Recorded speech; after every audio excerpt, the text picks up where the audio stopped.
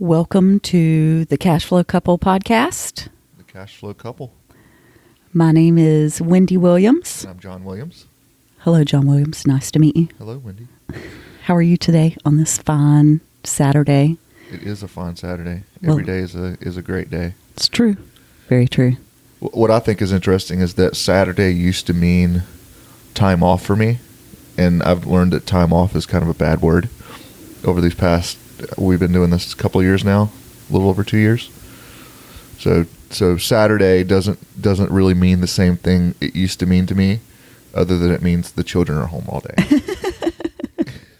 That's what it means to me.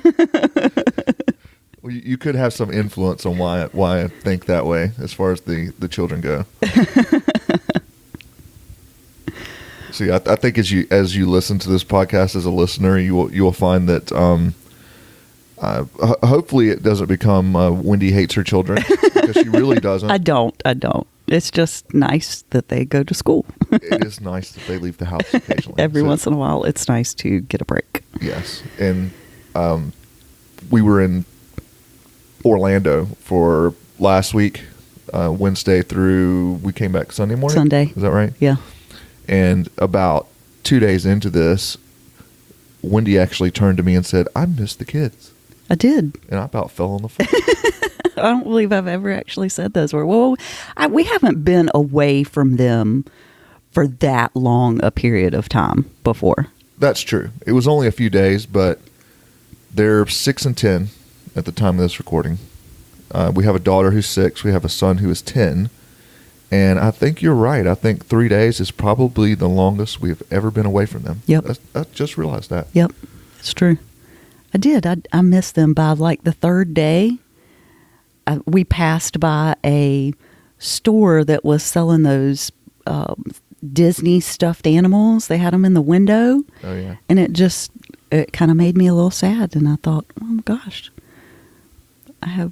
Emma would love that. Look at that. That is so cute. Emma would love that. Yes. It's always the cute little girl that gets the most attention as far as presents. Yes, well. And then it becomes, okay, we got her something. Now we have to get our son something. He's hard to buy for. He is harder to buy for. I mean, he doesn't like to do anything but play video games. Well, that's true. And he's older, too, so he's 10. Yeah. So for her, a cute stuffed animal is perfect. Or a little, I think we ended up getting her a little bracelet with her name on it. With her name on it, yeah. Which was a few dollars. Actually, it was a gift shop, so I think it was like $5. It was. It should have been a quarter. It was. It was expensive. It was relatively expensive. We got him some of those jelly beans that, the kind that half of them are good and half of them are like dirty socks or Dead fish. Yeah, stuff like that. So they're all, I don't know if you've seen these before, but they'll have different colors, right? So there's a blue, there's a red, there's a purple, a green. And so green may be lime, or it may be algae. Grass clippings. Grass clippings. That's what green was. That's right. Well, Emma really liked those actually as well. Well, yes, it ended up being her toy as well. So it ended up actually being, she actually made a video and posted it on her YouTube channel, because she has her own YouTube channel. Yes, she does. So she and I made a video of us eating these jelly beans, and I refused to do it. I did it one time and I got dead fish. And the dead fish was the worst. I could not get the taste out of my mouth. It was gross.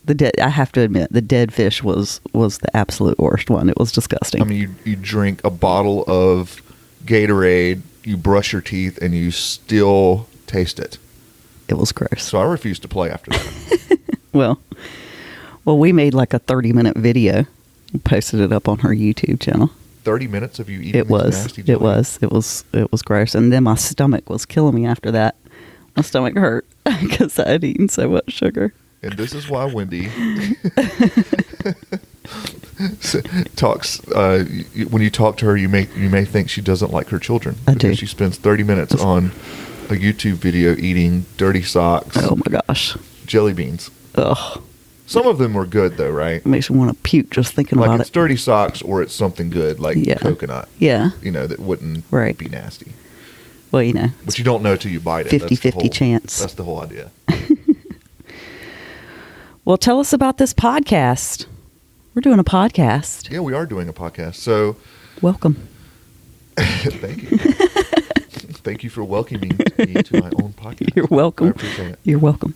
Yeah, so I think the concept behind this was, and by the way, where we were last week was at an event called Podfest. So if you have never heard of Podfest, what that is it's a sort of a convention for people that are either current podcasters or want to get into podcasting, and it's a way for them to come together and network and learn about different technologies or whatever. Some of it's hardware, some of it's just technique and how do you get your message out and that sort of thing. So that was interesting for us. And so part of the reason we went there was to learn a little bit more before we started actually sitting down and recording these ourselves. So that's what we've done most recently. It was interesting. I really enjoyed it. I enjoyed meeting all the different people because it was people from all over the United States, right? And all sorts of different podcasts. I mean, it wasn't just one type of podcast. It was, there were people there who had podcasts about horses and health and, you name it, there's a podcast out there for it. Yeah, very niche stuff. Right, yeah. Like the one guy had a podcast that was about carriages. Like you mentioned the horse thing. Horses pull carriages. Well, it wasn't even about horses or carriages. It was about a specific type of carriage. So it's crazy. If you're interested in that particular, niche-y thing, there is a podcast out there for you, which is one of the reasons I like podcasts. I listen to a lot of podcasts. I do too. I've really gotten into it here recently because you can find something on anything that you're interested in. Yeah, you really can. Really? So it's very interesting. And we had a little game going. We went down with a group of other folks, and we had a little game going. Who could find the weirdest one? And Did you win? And that was interesting. I think I won the first day. I think you did too. I'm not sure I should say what it was. Yeah, well. But it was not weird to the people that listened to it. Well, that's true. But it was not mainstream. It wasn't mainstream. And we'll just leave it at that. Yes, right. And let you guess. Use what it your might be. imagination. Yes. Because you will definitely need to use your imagination. Yes, for sure. But he was an interesting dude to talk to. Yeah. So that's kind of what we wanted to do. We wanted to start our own podcast about things that we were interested in, and what we do is we invest in real estate. We do.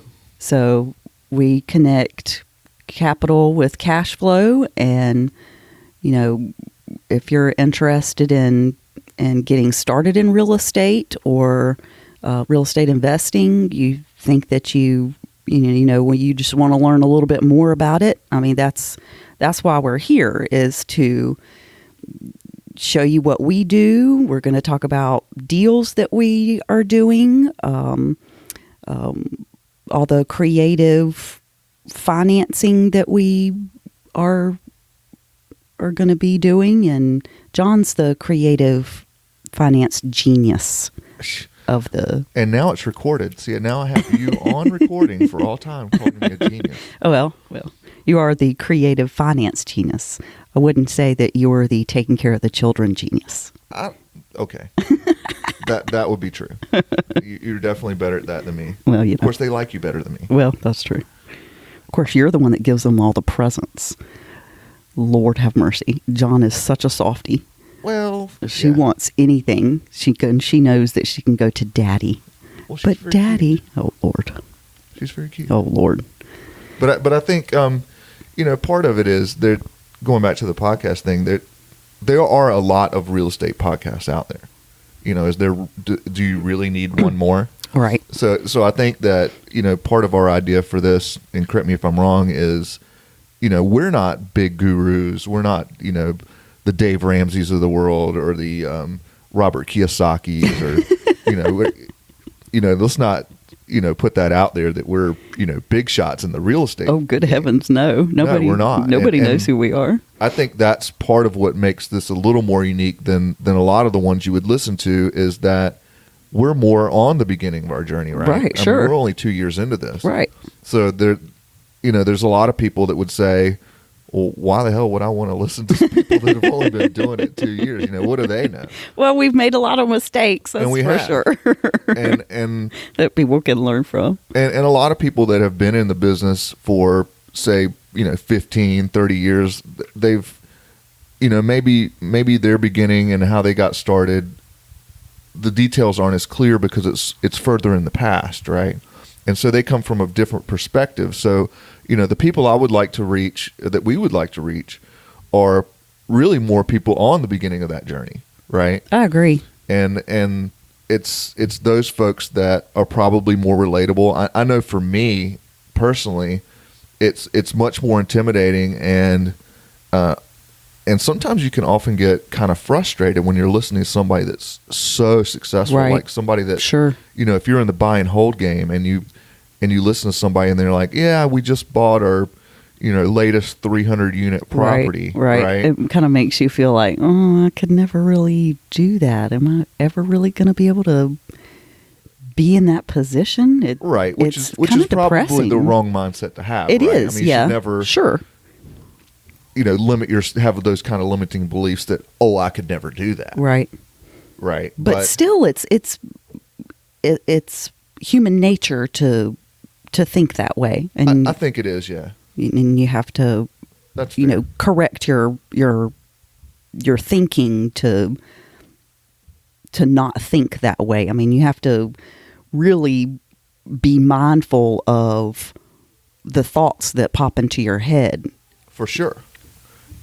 And that's something we've learned, over the past 2 years in our journey. And, one of the big things we've done is reach out to people that are more successful, that are where we want to be. Sure, soar with eagles. And more specifically, people that are where we want to be next, right? Right, sure.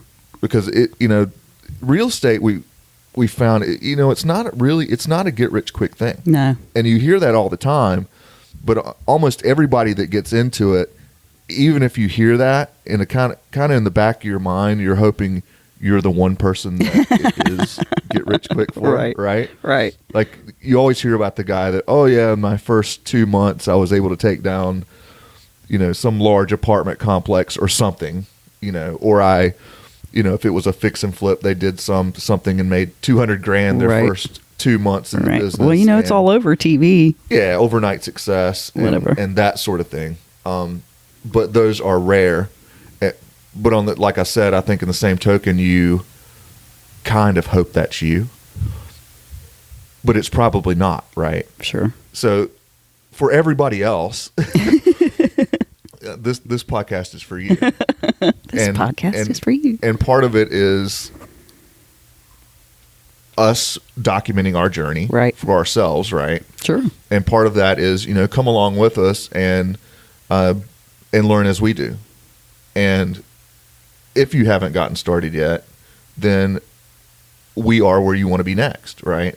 So I always like to use the analogy of reading a book. So a lot of people feel like they don't have something to offer because they're not that guy that has 5,000 units, right? But I disagree. I say that just like reading a book, if I've read the first 3 chapters, then I know more than the person that hasn't started the book yet, right? That's true. So help that person. Help the person that hasn't started reading the book yet, or help the person that's only through chapter 1 because chapter 2 and 3, right? And then for your mentors, look for people that are in chapter 9, mm-hmm, because they're ahead of you. Right. And it's almost like one of the groups we're in, a mentoring group called the Kingdom Real Estate.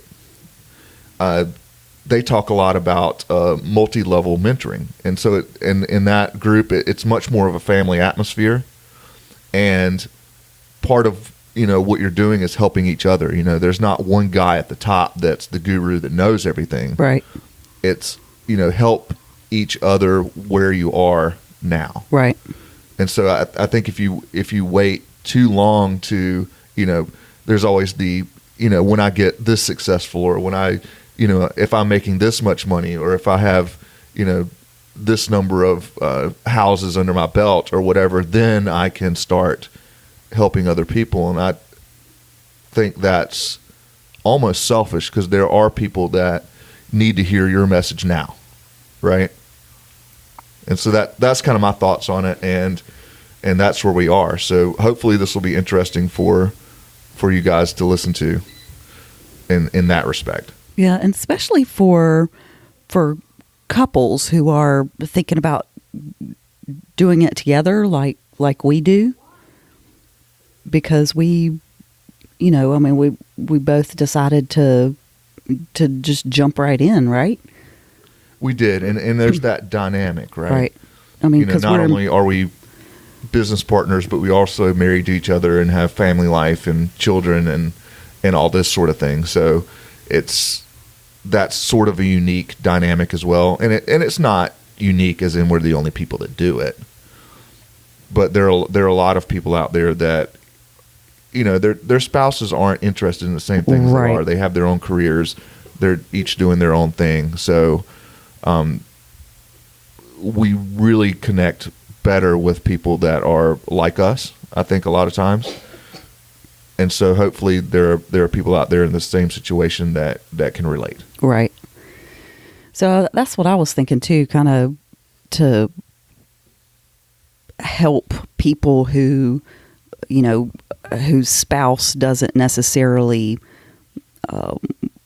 not really interested in getting on board with the whole thing.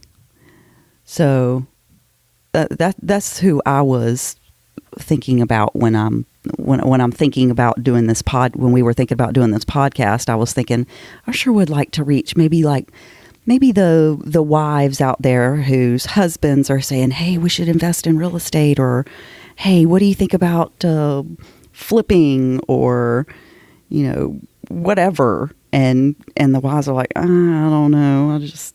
I don't really know anything about it. And I didn't know anything about it either. But I was interested in it. So it kind of made me want to learn more. So, and I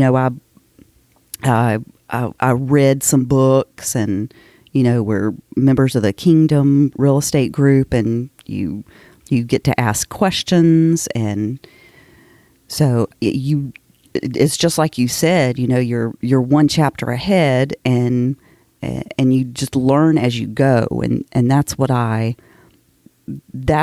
want to put out there. That's the voice that I was hoping to say, to speak to the world, that, you don't necessarily have to know everything. Oh yeah. You just have to have an interest in it, and, go out there and take imperfect action every day. I took imperfect action. When was that? Yesterday? Yeah. Yeah. Wendy, well, I mean, you should probably tell the story, but you fielded a call that you weren't exactly sure right. about that specific situation, right? So what did you do? You went and talked to somebody that was a chapter ahead. Yep, exactly. And that's how I learn stuff. I mean, I learn, I'm a very kinesthetic learner, so I learned by... What does kinesthetic mean? Like that you learn by doing. Okay. So, because I used to be a teacher, so a French teacher, as a matter of fact, and middle school at that. I was a middle school French teacher for 10 years, so until we started doing this. So I quit. And so I learn by doing, and I think most people are like that. John's not like that. John can read a book and go out and do it, and I wish I were like that, but I'm not.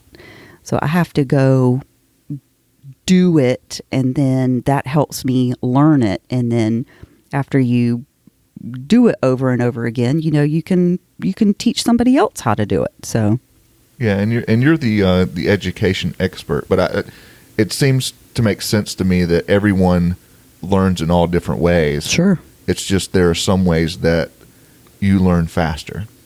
Which Would is that be right? Yes. Okay. Exactly. Because for me, I can listen to someone, for example, speak about something, and I can remember that in my head. I wish I play it could. over like a tape. Golly, I wish I could. I wish I could do that. So for me, even if I'm listening to somebody, and it's always been this way for me, even in school, for me to take notes hampers me from learning. That's so weird because I can't pay attention. I have to take notes or else I'm not going to remember what happened. Right. So how come it took you 10 years to graduate from college? Well, to be fair, I didn't go the whole time. Well, that's true. Just pick it up. But yes, it did. I started school in 1993 and eventually received a official degree in 2004. Congratulations. So thanks for bringing that up, Wendy. Yeah, well, you know what? But then I got 2 degrees in the time that it took you to get one. Yeah, but you went the whole time. Well, that's true. I took some time off. That's true. Well, you did, to be fair, you did, try to start a business and... We had a business there for a while. Yep. I was your secretary. Yeah, we never made any money. We never, why? We never made any money. Yeah, well, let's not put that out to the public airways. It wasn't anything illegal. Just No, listening, it wasn't illegal. It was a bad business partnership. Yes. For at least from my perspective. Yes. So that it just didn't work out, and that was one of those things that, not to get off on a tangent, but that was one of those things that set me back as an entrepreneur. I could tell. Because I had that bad experience, and what happened was I was going to school. I had an opportunity to invest in a business that I was currently working at. It was a computer repair business. We also did networking. This was in the early days of the internet, so we actually had a dial-up internet service there for a while. That's right. That's right. But back in the day, I did that for 4 years. I think I was in that business. I think so too. Yeah, and it never really panned out the way it should have. Of course, I was much younger at the time too. I was in my early 20s. We had just gotten married, I believe, at that time. So this was late 90s, early 2000s. Yeah, we got married in 2000. So part of it was probably immaturity on my part, is why that business failed. And part of it was I kind of just jumped in with a partner that maybe I shouldn't have. Maybe we just didn't work well together. It could be. But for whatever reason, that failed, and it turned me off from wanting to struggle. I decided, well, what I'm going to do is I'm just going to finish school and go get a job like everybody else and, make that $40,000, $50,000 a year and be happy. Because at that point, $50,000 sounded like heaven after struggling for so long and not, being able to make money and having Wendy more or less support me in a lot of ways, Yeah, I was I was teaching, so yeah, you did teach some, and you were in school, you were getting your graduate degree, yep, as well. So good. But you had part-time jobs and things like that. But when you have a job, the paycheck's a little steadier, right? And when you're in business, you tend to get paid last. And if there's no money left over at the end of the day, you don't get paid. And that happened more often than not. Sure did. In that business for me. Yeah. But you were not happy being an employee. I could tell. That's true. But I got a job, and for the next 12 years, I worked in a cubicle. Right? Yep. So I traded the freedom of entrepreneurship and the, unlimited ceiling of what you could make there. And of course, traded that for the safety net and the security of a job. Well, that's the good thing about real estate. You can still keep your job and do this part-time. You sure can. And it is one of those things that it's a little bit easier to start on the side because it's not a business where you have a brick and mortar shop where you have to be in there selling items or whatever you might think of. It's something that you can work on in your time off, right? Right. And that's that word I started at the beginning saying, I don't, it's Saturday. I don't believe in time off. And that's one of the reasons I don't, because I think so many, and I've learned this from my mentors, and it's been pointed out to me, and I believe it's true. There's a lot of opportunity out there, even if you are working that job. When you get home, instead of plopping down on the couch and turning on Netflix, get to work on your real estate business, right? Or whatever it is you're into. But real estate for us is the vehicle. And don't treat that as time off. Treat it as your time, right? Because somebody else has paid you to work for their dream during the day. Don't come home and give up on yours. That's right. I use like that time That's to work very on your good. dream. Very good. Well, it's not original. I See, this is knew me where I am able to listen to other people and regurgitate, right? Yeah. But it's to my benefit. It's definitely the mindset you want to have. Sure. I think. Yeah, definitely. Listen to a podcast or read a book or. Yeah, even if it's that, even if it's just education. Yeah, sure. Start there. Go hang out with people who are doing what you want to do. I mean, go have a beer with somebody who's doing what you want to do. Go take them to dinner. Yeah, for sure. Why not? Or go to, if you're into real estate, go to real estate meetings. Sure. Oh my gosh, we've got so many real estate meetings. We are south of Charlotte, North Carolina, and there you could go to 2 real estate meetings a day. Yeah, you literally could. Seriously, there are that many real estate meetings, meetups in and around Charlotte that you could be busy every single night if you wanted to. You really could. And instead of your time off, go there. Sure. That's your time. Use it to build your personal wealth. Yes, and your dream. Move you a little bit closer. What's your dream, John? What's my dream? What's your dream? My short-term dream is to be financially free. Financially free? What does that mean to be financially free? So to be financially free means that everyone has expenses, right? You have to live somewhere. You have to eat, put gas in your car. Feed children. In our case, feed children. Feed dogs, right? Feed dogs, feed cats. We have a dog and a cat. And the occasional stray cat that I like to feed. That Wendy feeds. Yes. And I almost discuss whether we should be feeding the stray cat or not. Well, it's not really a discussion. I do it anyway. This is whether you like it or not. Don't. This is true. I almost came home with a dog last night. Yeah, I mean, really, the discussion is I make a little comment, and then Wendy just does it anyway. Yeah. So that's the way. That's the way it works. That dynamic works.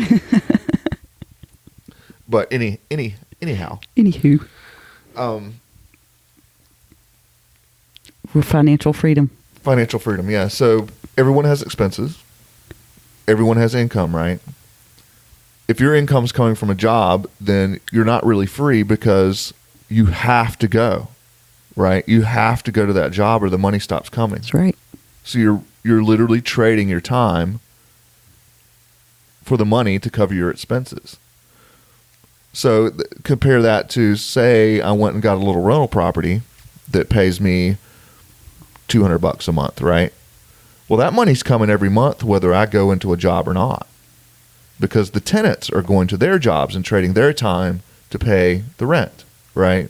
And then there are expenses, and that's why I said $200, because if it rents for $800, you might only be getting truly $200. Right, after taxes, debt, right? Maybe you have a loan on it. Insurance, vacancy. Insurance, you got to allow for things like vacancy.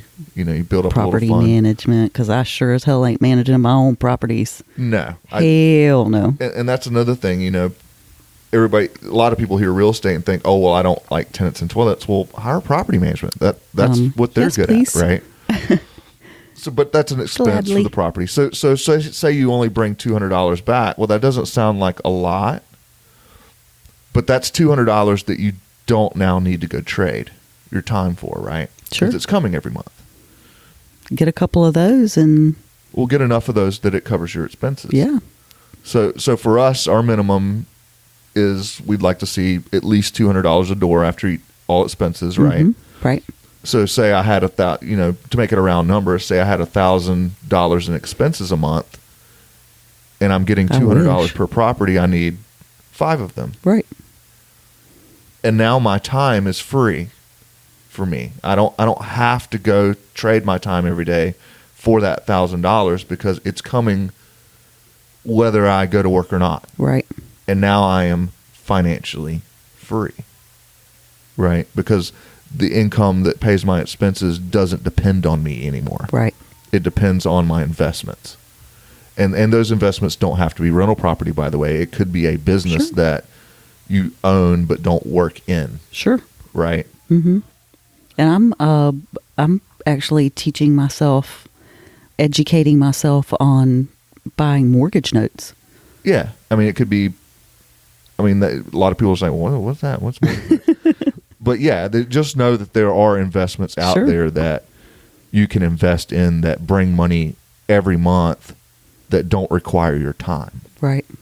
Or at least don't require your active getting up at 7 a.m., fighting traffic, sitting in a office for 8 hours, fighting traffic on the way home. The quote, rat race. The rat race. The rat race. And that's a Robert Kiyosaki term.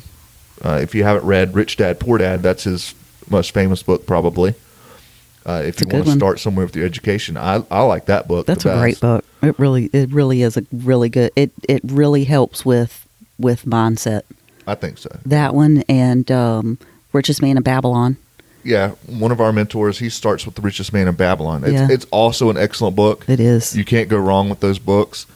But what you'll find is that what you get recommended to start with have really, even if you're into the real estate space, aren't real estate books. Now, Rich Dad, Poor Dad is to an extent, but on the other hand, it's more so a mindset book. Well, I think that's probably the most important thing for you to work on first when you get into real estate, because it's a totally different mindset. It's like the Matrix. It's like, are you going to take the red pill or are you going to take the blue pill? Are you going down the rabbit hole or are you going to go to sleep and wake up and everything's going to be just like it was, back to normal? Yeah, for sure. We talk about that a lot when we're sitting around. The Matrix is probably one of our favorite movies. Oh man, it's awesome. And that movie has such it's such a metaphor for changing your mindset. Yep. You hear that a lot, change your mindset. And it's not easy though. It's not something that you can just decide one day. Right. I'm going to start thinking differently. Right. It's like you can't just decide one day I'm going to be buff. Right. You have to go to the gym a lot, constantly. Right. And mindset is much the same way. You have to practice it. You also have to surround yourself with people who think the same way. Yeah, for sure. I think. And I think that's just part of the practice, to be honest with you. Right. If you're constantly around other people that have a good mindset, for lack of a better word, then you're going to absorb that. That energy is going to be all around you all the time, and it's kind of like being immersed in a language. You're a language person, right? Right. So the best way to learn a foreign language is what? Yeah, go over there and live it and breathe it and, sleep it, and eventually you'll start dreaming in that language, and it just becomes part of your experience, and and you just start thinking. You just start thinking in that language, and all of a sudden you're fluent. So it's immersion. It's a total immersion. Immersion is the word. Yes. So I think that's basically what you're doing when you're hanging around other people that are where you want to be. You'll find that their mindset is maybe a little different than everybody else. Right. And so working on your mindset is the first thing you should do. I agree. Before you If you want to get into real estate investing, don't go buy a book on real estate investing to begin with. Go buy a book from, go read The Richest Man in Babylon. Go read The 10X Rule. That's The a One Grant Cardone Thing. book. The One Thing. Mm-hmm. That's a good one. Go read that book. Yep. Get your mind right first, because you're going to need that mindset to get through the rest of it. Sure. Yeah. I mean, it's going to be a wake up call, and it's not going to be easy. I mean, No, it's not. But if it were easy, everybody would be doing it. But it's not easy. It's what is it? What's that? What's simple. that? It's simple. That's right. That's right. It's simple. It's not easy, but it is simple. Right. You just have to decide that you're going to do it. And then go do it. And then go do it and take action. Imperfect action. That is my motto. My motto every day when I wake up, I think to myself, what imperfect action will I be taking today? Yeah, I think that's But great. you know what? Damn it. I'm taking some freaking action. At least I'm doing some shit. Yeah. I mean, that's another thing, do go get education, do go read the books, but then go do something. Right. Right. Even if you mess up. I mean, how many times have we messed up? Holy moly. A bunch. And that's why we Exactly. But you learn from it every time you mess up. I'll tell you one thing. I'm not going to make that mistake again. True. And talk to people that are successful. They've had so many failures. Sure.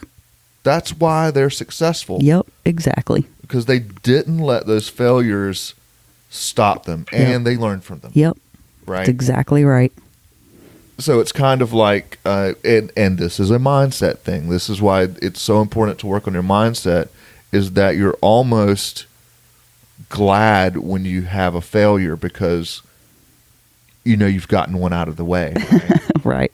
Because you know that you have to fail to succeed. That's true. You have to fail to succeed, for So sure. Almost, not really, but you almost celebrate your failures. Sure. Because that's one step closer to Yep, being successful. for sure. Right? I agree. I If think you don't that's a have that great mindset already, to have. Then when that failure comes along, you're going to quit. Yeah. And that's a really hard mindset to teach your children, Oh, yeah. but it will benefit them when they are older, and they're really going to appreciate us, teaching them to think that way. Because, I mean, Emma's not the best speller. I mean, she's only 6. I mean, good grief. But she writes her S's and her 4s and her 2s backwards. And so every time she brings something home where the teacher has circled, all her mistakes, I look at her and I say, wow, Emma, look at how much you've learned. Hey, look, now you only have this much left to learn. Look at all the ones that you got right. Now you only have this much left to learn. I mean, it's just I don't look at it and say, oh no, Emma, you got all these wrong. What's wrong with you? No, it's look at all the things that you got right. And you only have, all you got to do is start writing your 4s this way. Let's go draw some numbers or something. We can draw some block numbers. Let's play a fun game with it. It's all about how you look at it, I think. Yeah, and that's what mindset is, really. It's your perception. Right. And that's why we talk so much about, why the Matrix makes sense to us, because really if you haven't seen the Matrix, go watch it, but I'm going to talk as if you know what the Matrix is. And Keanu Reeves is a hottie.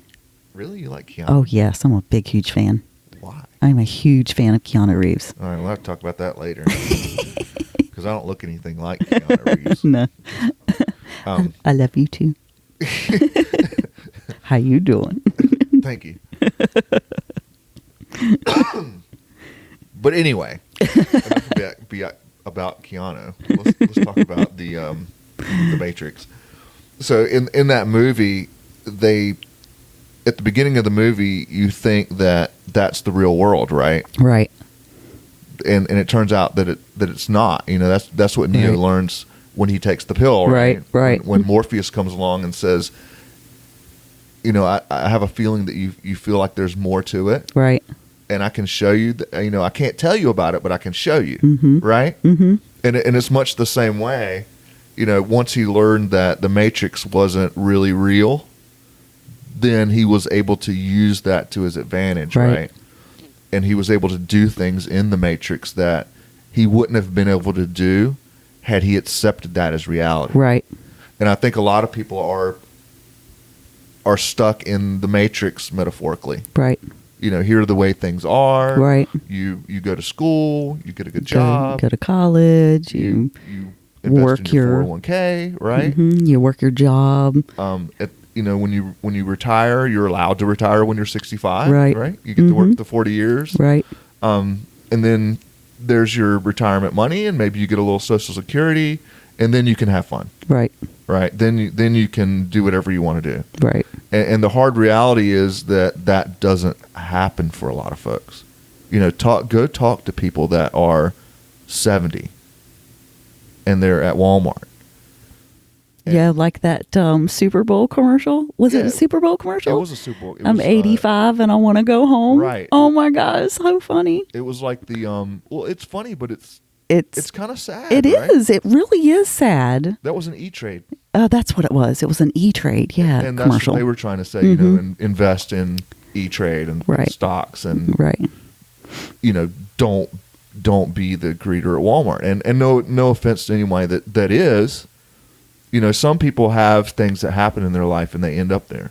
But I think there's many more people in our society that end up there and they did everything they were, quote, supposed to. Right. They worked their whole lives. They, you know, invested in their 401k or maybe an IRA or whatever, you know, whatever they went and got the E-Trade account. Right.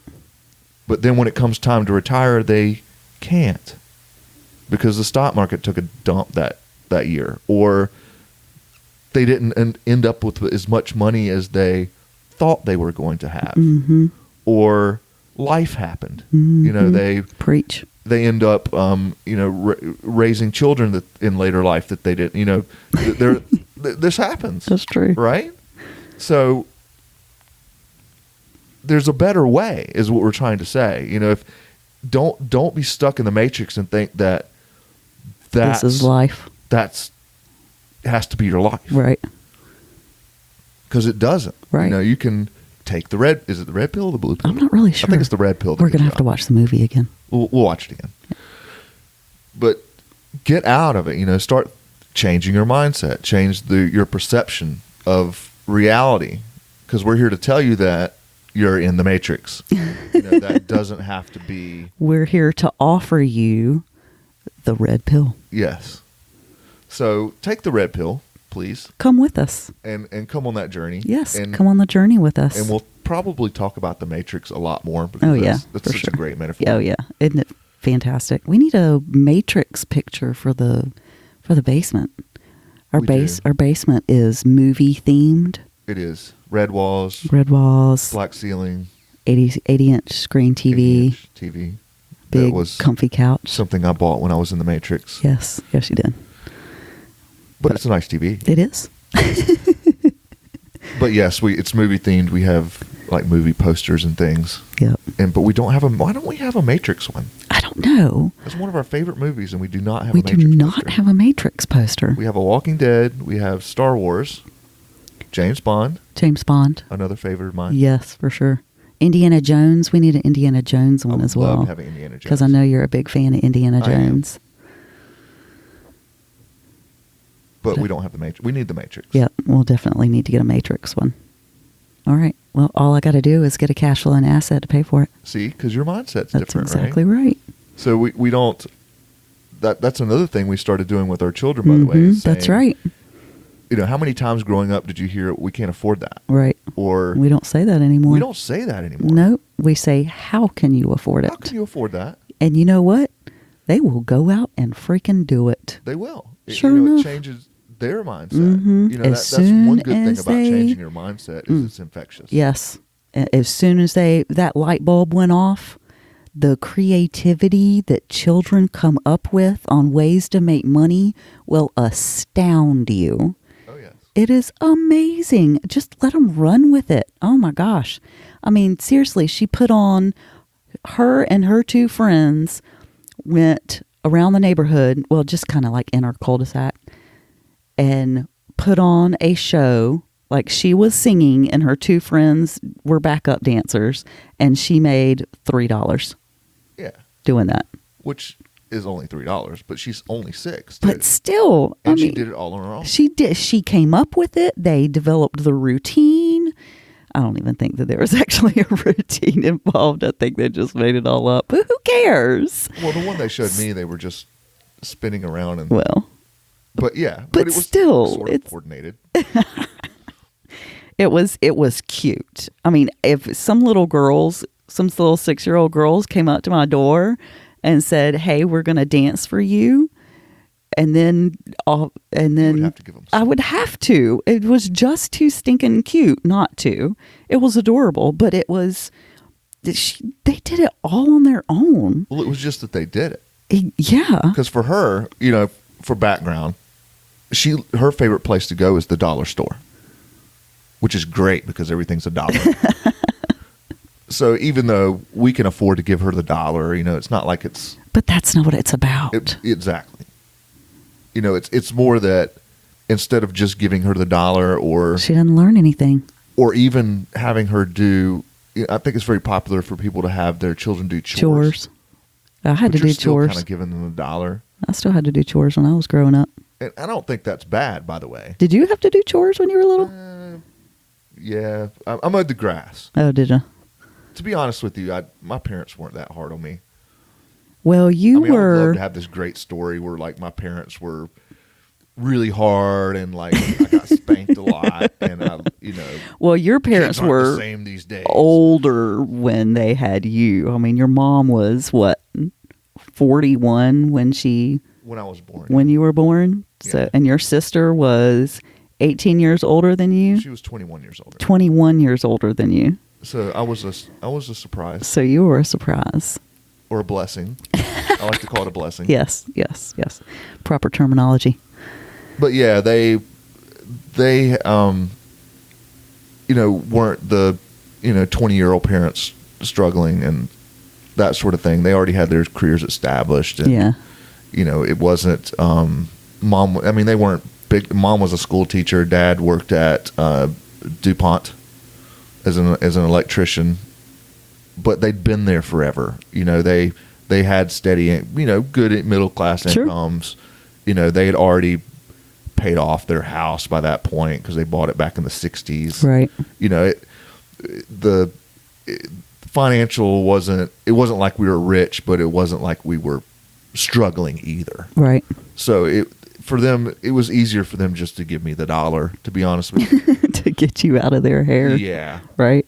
Until I started getting older and wanting more stuff, and then they would say, we can't afford that. Right. Right. But we never say that. No, that was the we whole don't. Point. No. We don't do that. We say, how can you afford it? How can you afford it? Mm-hmm. And don't even offer them the $1. Nope. Right. We don't even say, we'll go do some chores and we'll give you the $1. Nope. Mm-mm. We say, no, you got to go figure out how to make it. I'm not even giving you the job. Nope. You go make your own job. Go figure it out. And they do it. It's amazing. The creativity is amazing. It blows my mind how creative little kids are. When you let them use their imagination. That's what I don't like about school in general. It just kind of squishes the imagination right out of them. They have to. Well, I'm going to get on my soapbox about. You're going to get on another tangent. maybe for another show, but I agree. Anyway, it's amazing what kind of what creativity they will come up with if given the opportunity. So give them the opportunity. But to be fair, school is part of the matrix, right? It is. Yes, it is. And I tell them every day, go jump through the hoops. You've got 12 more years left. sorry, but if you don't go, then I go to jail. That's true. And plus, you have to go. You could homeschool. But now we're back to... Hello? Like, no. Do you know me? I'd rather you go to the Matrix. Do you want me to stick around here for a little while? Because that's not going to happen. I need you gone between 7 and 2 every day. I do. I really do. Just for my personal sanity. Or else I'm going to go insane. I think I really might go insane if I had... I mean, those years that I've stayed at home, because after I quit teaching, I stayed at home and... That's right, you were a stay-at-home mom. Stay-at-home mom. And you know what? Bless you, stay-at-home mothers. Bless you. You are amazing. I don't know how you do it, because I really think that... I really thought I was going to go insane if I did not get out of the house and away from children and have an adult conversation. Technically, we both stay at home. Well, yeah, but I mean, we have our business, but we don't leave from 8 to 5 every day, right? But they're at school too. But they're at school, sure. So we tend to do a lot of our business during school hours, because that's when we're free to work together and collaborate on things. And so we tend to schedule a lot of our business based around when they're not here. So we can get shit done. Yeah. But you don't feel like a stay-at-home mom anymore, do you? No, I really don't. No. Oh, I hadn't realized that it just occurred to me as well. Until just now. Until you just said that. But maybe it's because we're working, but we're not apart or something. I don't know. We should explore that some more later. Interesting. Explore why you don't feel that way, because it doesn't really feel that way to me either. No, it really does. I think it's because they go to school. It could be that they're just. I think they're just at school now. Yeah, because they're both in school, and they're that both wasn't in the school case before. Right. Yeah. So that's probably what it is. I think so too. What else do we have to talk about? I think we have. I don't know. How long have we been talking on this? I'm not really sure. It's been a while. How do you tell? 52 minutes? Wow, has it really been 52 minutes? You have just rambled on for 52 minutes. You talked too. I didn't talk. So you're saying that I rambled too much? Is that what you're saying? Actually, you gave some pretty good content and some pretty good advice. Okay. Well, do you think some people will listen to it? Okay, let's see. You can ramble. I don't want to ramble. I don't really like to hear myself talk that much, because I think I sound like I'm from Hickory. Because I am actually from Hickory. That's so a John Reap thing. Hickory. He's a comedian. If you oh don't my know. gosh, he's so funny. But he's from Wendy's hometown of Hickory, North Carolina. Hickory. And he does and this that's routine. How he says it. That's how he says it. Yeah, that's funny. So now every time I say I'm from Hickory. Well, I don't think anybody likes to hear their voice. I really don't.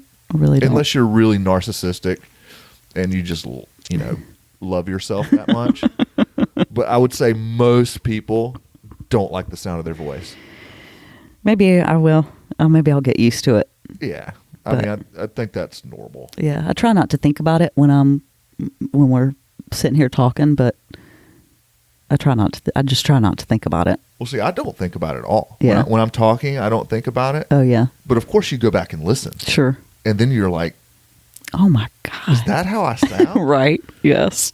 Yes.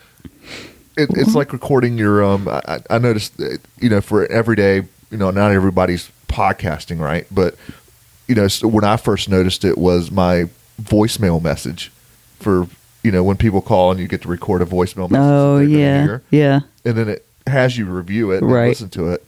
And I would re-record it 10 times. Trying to get the hick out of your voice. Well, it's not that. It was I just didn't like the way I sounded. Oh. So I would try to say it a little differently. Yes. And I was never really satisfied with it. Hello, my name is John Williams. Please leave a message. Yeah. And eventually I think what I did one time is just had you record it for me. I believe I did, yes. Mm-hmm. Which confused people because they thought they were getting John and it was this woman speaking. Hello. You have reached John Williams' phone. Which sometimes is good because it's somebody you don't want to talk to and they just hang up and think it's the wrong number. But whatever. So, I think you're right. I think that's normal. Yeah. Well, I think that's going to be it for for this podcast. We Okay. appreciate you joining us, and we'll be back again for the next exciting episode of The Cashflow Couple. Looking forward to it. Yes. Peace.